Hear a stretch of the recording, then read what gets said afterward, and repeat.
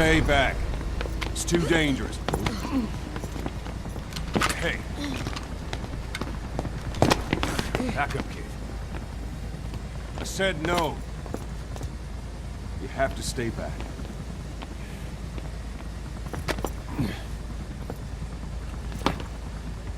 Some things can't be helped. Back to your quarters.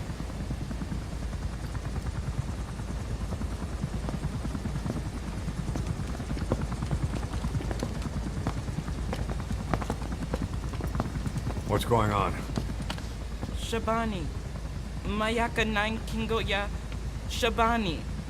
It's down there. Hey, the tank at the bottom is filled with chlorine disinfectant. One whiff and you'll suffocate.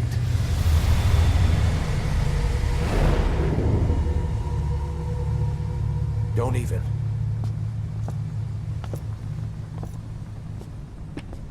How could you let it fall down there anyway?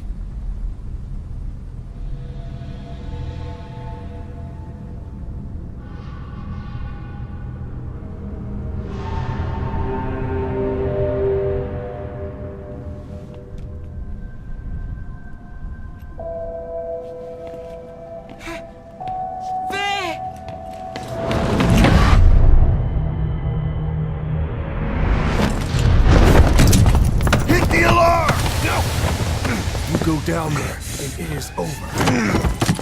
Boss! Hey! Listen to me! There is no way to recover the body.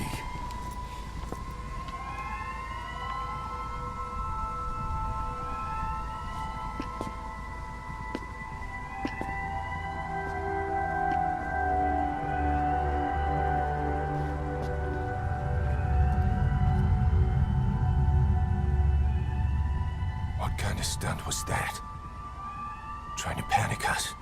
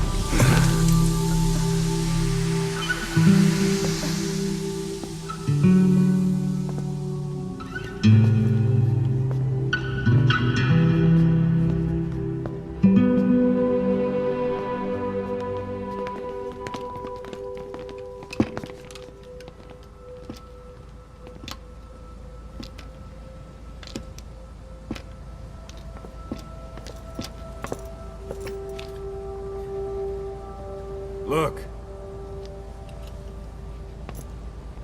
Here.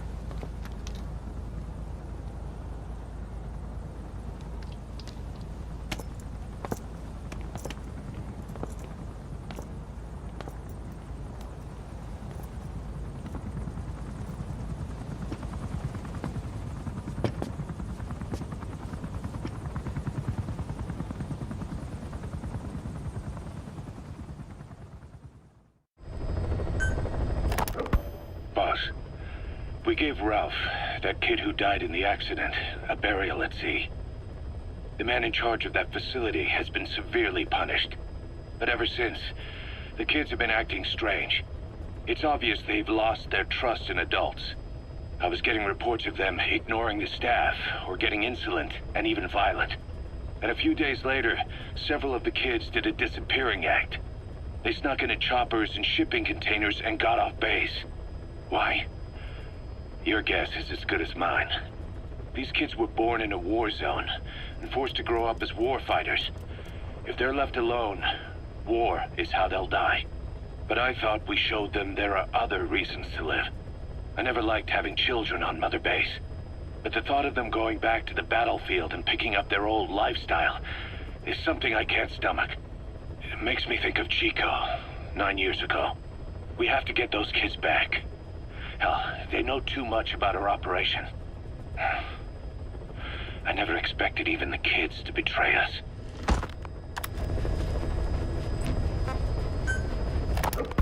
We finished decoding the informant's report. That floating kid we've run into a few times now. Looks like he was a test subject in clinical experiments. The Soviets called him the Third Boy. The Third Boy was brought to a lab on the outskirts of Moscow from Czechoslovakia, after which he was due to be sent to a research center in Leningrad, then Siberia, and finally an academic town in Novosibirsk. It doesn't appear that the researchers witnessed the talents we've seen from him, but nevertheless he was quite the popular subject. His latent cognitive abilities suddenly awoke en route to Moscow. According to the report, the Third Boy was easily influenced by other individuals' biofields. Evil thoughts, in particular. They affected his mind like a virus. Extreme anger or resentment, motives for revenge, in other words. Now, during the transport flight to Moscow, the boy was exposed to a powerful mental energy field coming from a certain individual. Ever since, being conscious of his powers, he's become a sort of energy generator. What's unique about him is the way his acute telepathic abilities get taken over by another person's will. The boy began to physically parasitize individuals experiencing extreme anger and codify the host's desires. This includes amplifying the host's natural strengths. Or, in accordance with the host's desires, he can also implant program code in another individual, making them a puppet, essentially. Human neural synapses transmit weak electrical currents between neurons. These electrical currents, though at a level difficult to observe, warp the magnetic field outside the body. The Third Boy is able to pick up these weak fluctuations. Contrary to psychotronics, which involves controlling the human mind, his abilities as a receptor are too high. The emotions he picks up from another individual are amplified and unleashed into his body as they recur in his brain. They turn into microwaves, which then affect the physical world, triggering paranormal phenomena like the spontaneous combustion of organic matter or psychokinesis, moving an object without touching it. There's one other thing. While he's parasitizing a host, the boy's ego gets shut away, allowing the will of the host to take control of his powers, like some annoying static drowning out your own voice. That means he isn't responsible for what's been happening. Somebody's extreme anger has manifested through the Third Boy's powers in ways none of us could have predicted, which would mean this was going on somewhere around us. Looking back on it, a lot of things make sense now. The man on fire, Sahelanthropus, they both came to life thanks to the Third Boy's powers. Everything has been happening through him as a catalyst. We first saw him in the hospital on Cyprus. The boy parasitizing the man on fire's desire for revenge gave him his new abilities in return. He next appeared at the Hamid Fighters Fort where the honeybee was hidden. There, the boy parasitized Skullface's vengeful mind. He controlled Sahelanthropus, making it do whatever Skullface wanted. Same goes for when we extracted Emmerich onto the chopper. When he appeared at the Devil's House in Central Africa, Skullface's will controlled the man on fire via the Third Boy's powers. Everything is clear up to this point. But even the informant couldn't pinpoint who the host was in the cave within Serac power plant. Sahelanthropus suddenly became active, then crushed not only the man on fire, but Skullface as well. Surely neither of them could have been the host. Who else was at that location and bore anger more extreme than either of them? Whose will was controlling Sahelanthropus? According to the report, emotions transmitted in children's brains affect the surrounding magnetic field more strongly. Cerebral nerves are covered with insulation called myelin sheaths to increase impulse speed. The reason for this leakage has to do with the fact that children's myelin sheaths are still developing. So, how many children do you remember being there? Children with a burning desire for revenge and bearing a grudge against you. I can think of only one. Eli. We don't know what kind of life he's had, but the resentment he's shown toward adults is nothing short of extraordinary. The Third Boy resonated with Eli's mind. And that means Eli bore the strongest animosity of all individuals within the boy's reception range, estimated to be a 3-mile radius, beating out even Volgan and Skullface. The third boy has probably remained hooked on Eli's anger since. You remember at the Devil's House, the third boy showed an interest in Shabani? That must have been his ego making a rare appearance. He may possess abilities far beyond anyone else in the world, but he's still a kid. Maybe them both being kids was enough to bring them together. And if so, maybe with Eli, he isn't feeding off him, but acting in symbiosis with him. So what kick-started the third boy's powers? If we look at the location and time that his plane went down, we can make a pretty good guess. When the plane experienced the first anomaly, it gave an accurate report of its position to a control tower, due north of the Black Sea, 125 miles east of Kiev. Dead south on the Black Sea is Cyprus's Green Line. So the plane's position was directly north of the hospital where you'd been asleep for 9 years. And this anomaly was reported at exactly the same time that you woke up. The plane was enveloped in flame from the inside out. The fuselage burnt to ashes. There were no survivors, at least not publicly admitted. Your thoughts formed a synchronicity with the boy's psyche and were amplified inside his brain. That would have been more than enough to trigger his abilities. Your rage was like a big bang in his head, blowing the lid off his powers. The boy was then secretly moved to the lab outside of Moscow where Volgan was comatose. There, Volgan's thoughts resonated with the boy and he was awakened. Volgan became the man on fire, hell-bent on getting revenge on you. His instincts led him straight to you. Skullface knew Volgan from Operation Snake Eater, or perhaps from even before. Monitoring this pair of extraordinaries, he discovered the hospital and sent his assassin and XOF. Skullface was probably watching the situation from close by. Then, realizing how useful these two test subjects could be, he approached them. Reacting to Skullface's thirst for revenge, this time the boy let Skullface's will control Volgan. Volgan, at times driven by personal revenge, at times through Skullface's will, kept on moving, though his body was little more than dead meat. Perhaps there were moments where even your thoughts affected him as well. But without the boy's power, it was like the plug had been pulled from the socket. Everything was powered by anger, malice, revenge. This is how the end of the report sums things up.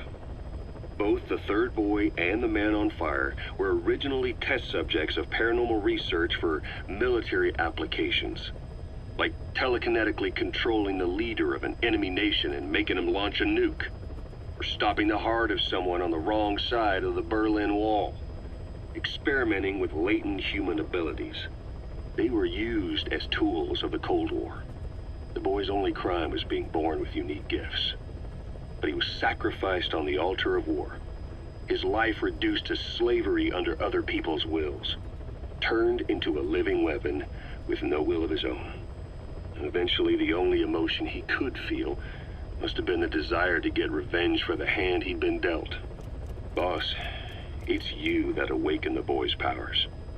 But there's more to it than that. I guess the anger emanating from you was something he could truly relate to.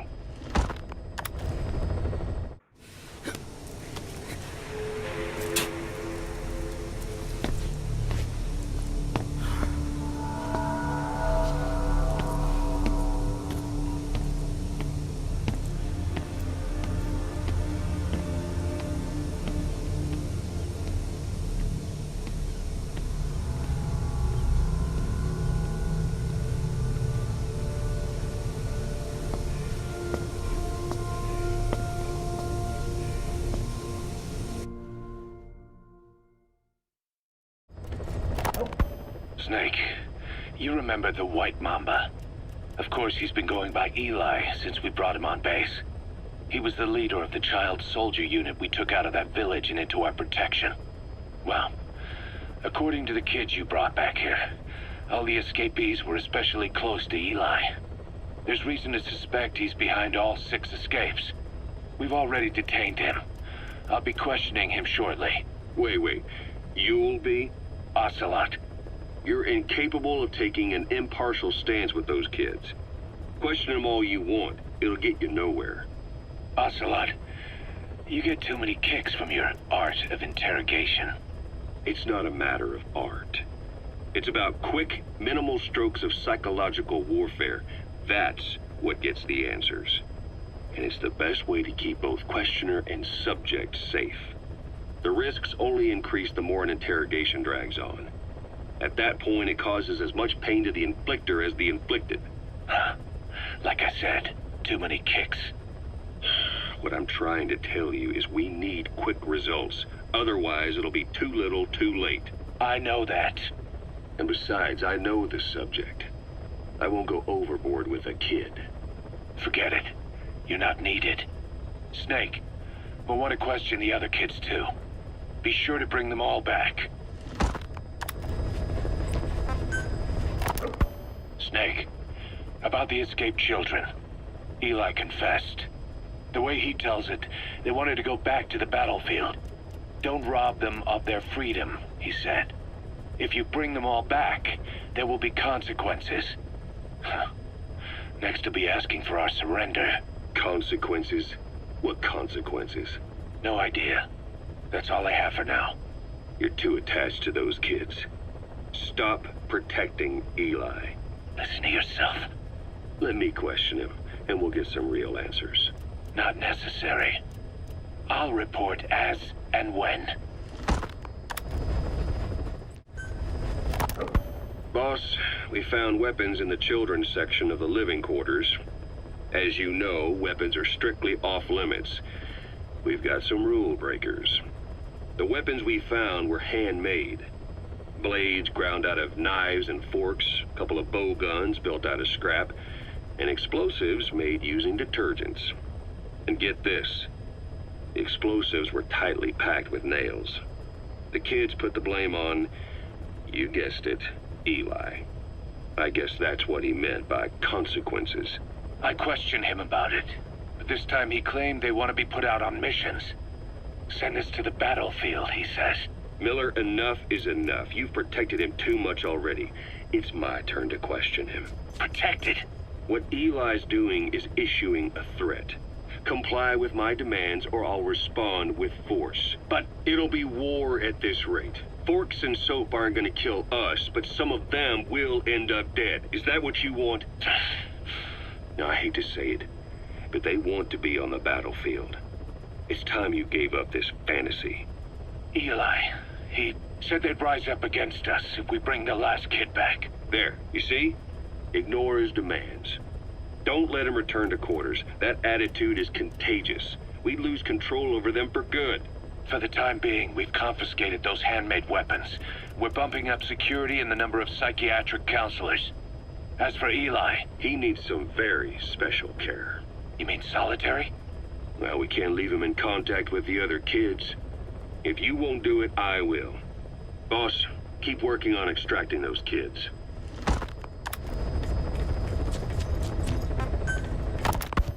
The kids you brought back to base have laid out the situation. They all escaped to each of their home villages, or were trying to get home and lost their way. Not that homesickness is gonna explain everything we've seen. Each of their home villages? They were trying to raise troops for the rebellion. You really think these kids have an armed uprising in them? You read the report of the security team member who had a rock thrown at him. There'll be a riot if we don't do something. And Miller, this is because you didn't act fast enough. Fine. I'll admit you were right this time. Seal off the kids' quarters from outside contact before it's too late. All right. Eli said his rebellion would start when the last kid is brought back, right?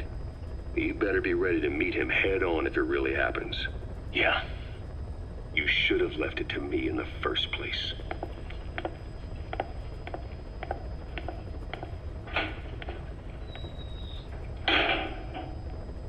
Boss, they're just kidding. We have a responsibility to see that those kids make it. It's not about feeling protective or the pros and cons. I hate kids. That's exactly what I heard from the people who raised me. People who abandoned me, more like. That's the spark that kept me going, you know? I wanted to show those adults what I was made of. Wanted to get back at them one day. But before I knew it, I was all grown up. Never saw it coming. All of a sudden, people treated me as an adult. Some adult I turned out to be. But I feel like if my life had been different, if the adults I knew had been different, I could have grown up better. Yeah, that's it, all right. I wanted to use those kids to test that theory. That's all this was. From their point of view, I'm no different from the assholes who gave me a hard time. When this is all blown over, I'll talk it out with them. If that's still possible. Boss, there are still kids out there. Bring them back safe. Boss, it's me. Eli's revealed what he wants. He wants to speak with you. With Big Boss. He just said, bring my father here. Eli's too smart for his own good. No way to tell what he's thinking. All we know for sure is his men are important to him. That means we can use the escaped kids as leverage in any negotiation. Once you've brought the last one back, I'll interrogate him.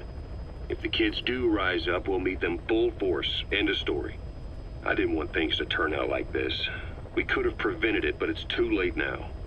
If Eli means to take this all the way, he's gonna force us to do the same. Boss, go get that last kid.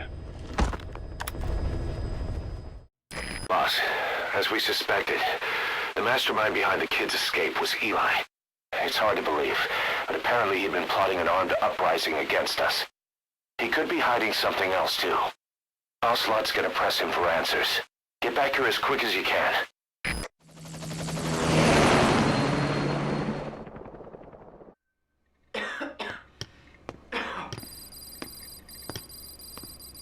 Where is I told you. Your father's not here. he? They're back. Yes, they're back. But don't get any bright ideas. Your quarters are under full surveillance. Your weapons privileges have been suspended. No more uprisings for you. Did you really think it would be that easy, Commander?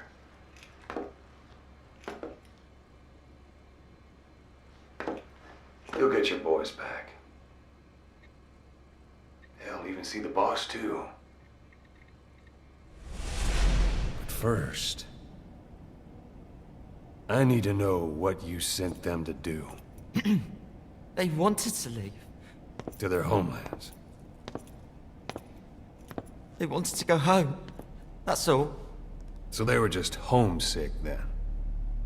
Not quite. Militia warlords, PFs, the armies that murdered their families. Cousins, brothers, parents. They all had someone they wanted to kill.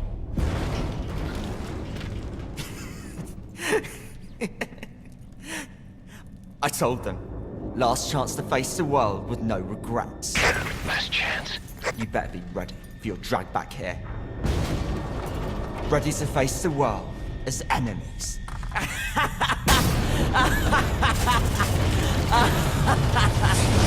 No!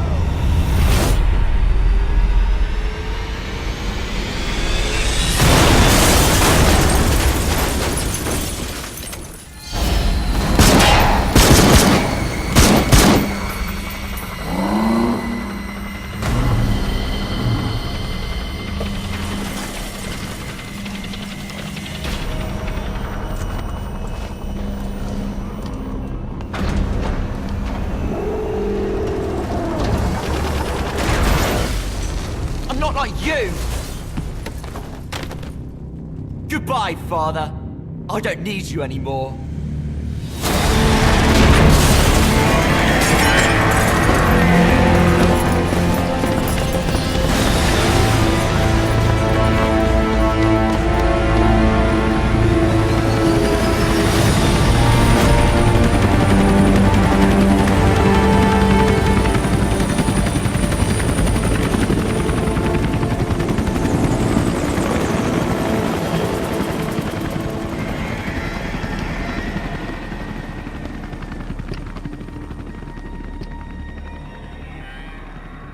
Was Ralph really an accident? Or did Eli just rig it to stir up the boys? Either way, he had to have been planning for this all along. bidding farewell to the world.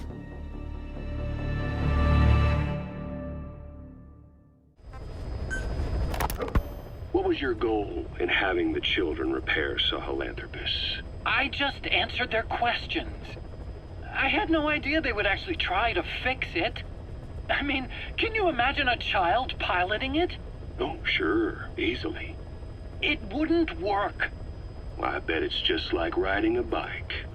I said it didn't work. Who did you try? I didn't. Did you put your son in it? We never did that. His name was, Hal, wasn't it? I thought you said you never saw his face. But you made him pilot Sahelanthropus. You used him in your experiments. He wanted to get in. It was such a short time we had. So he was with you. We were happy. You're still happy now. Changing your lies to suit the listener and getting by slipping through the cracks. Building layer upon layer of convenient stories until nothing means anything to you anymore. You're happy all the time because you don't even notice you're doing it. Think hard. Who are you really? You're not a victim, and you're not the silent majority. You're a perpetrator and a petty hypocrite. The real world doesn't make you suffer. It's the other way around.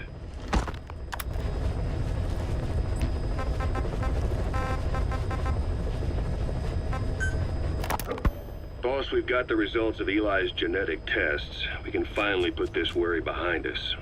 We used the PCR technique and conducted DNA fingerprinting of the copied DNA sequences.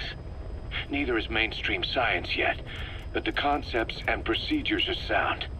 Both tests say there is 0% chance that the two of you are blood relatives, meaning the results are negative.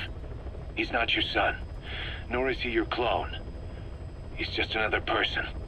It was 12 years ago that Zero made plans to clone you. Eli's age and appearance certainly are a good fit.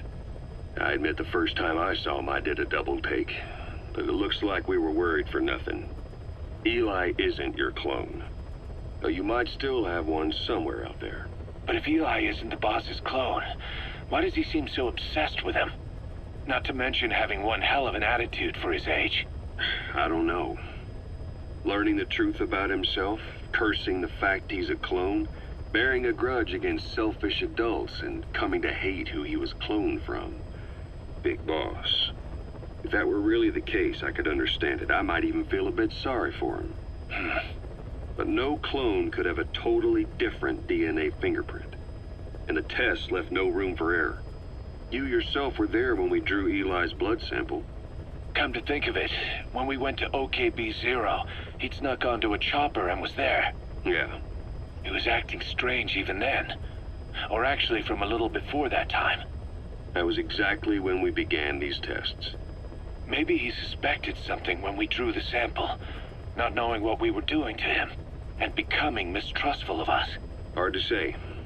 Eli's had an attitude problem from day one. So what is he then? Well, if he's gonna tell us that himself, we'll need to get him to open up more first. You know, when you brought back all the child soldiers who escaped, Eli knew they'd returned. Needless to say, nobody said a word to him. I guess they got a message to him somehow. Eli wasn't put in the corner in timeout. He was locked up in that room, completely cut off from the outside world. Then how'd he find out? There's only one possibility I can think of. The Soviet Union has been researching military applications for psi phenomena. Psi? Things like psychokinesis and ESP, extrasensory perception. You mean moving objects without touching them? Knowing what card somebody's holding up? Psychic powers? Come on. I thought that was just another bunch of disinformation aimed at the West. Just bear with me a second. One type of ESP is telepathy. It's the ability to know another person's thoughts through non-verbal means. You're saying Eli read our minds? It's the only idea that doesn't involve someone getting to him. Ocelot. Look, psi research isn't some hocus pocus. It's all evidence-based, scientific... There's gotta be another explanation. Maybe one of the kids stuck a note to your back. I hope that's the case. but I am convinced that they have, or Eli has, a connection to some force we have yet to identify. You better watch yourself, boss. How am I supposed to do that? If he is depending on something for help, well, that's his Achilles heel. If you can figure out what that something is, you might be able to use it against him. I'll keep that in mind. Oh, and the medical team is looking after the kids left on Mother Base. For the moment, they don't seem too panicked. But boss, get this. Eli got those kids to plot their armed uprising as a diversion. Also, he could steal Sahelanthropus and escape. That brat got us good. Set us up and knocked us down. And then there's that mystery kid who was with Eli. With those two working together, I'd say things won't be over for a long time yet. Boss, we have an emergency. There's been another outbreak of the vocal cord parasites on the base. Several men are dead. It started in the laboratory on the quarantine platform where the radiation leak occurred. I'd only just deployed the security team. I've sent in a rescue team to help, but they haven't returned. Boss, I need you on this. Come back to Mother Base ASAP.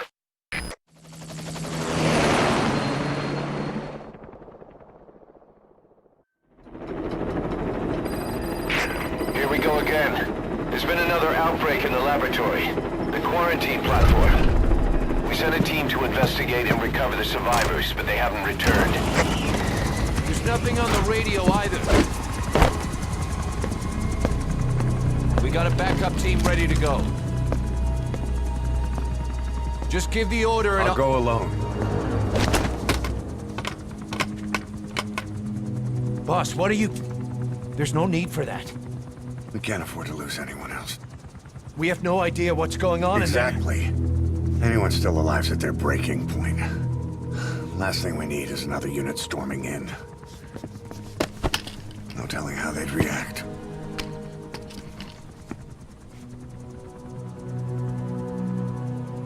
Fine. First off, check how much the infection has spread. Rescue comes next, after we know the situation. When you're ready to move, just use the iDroid.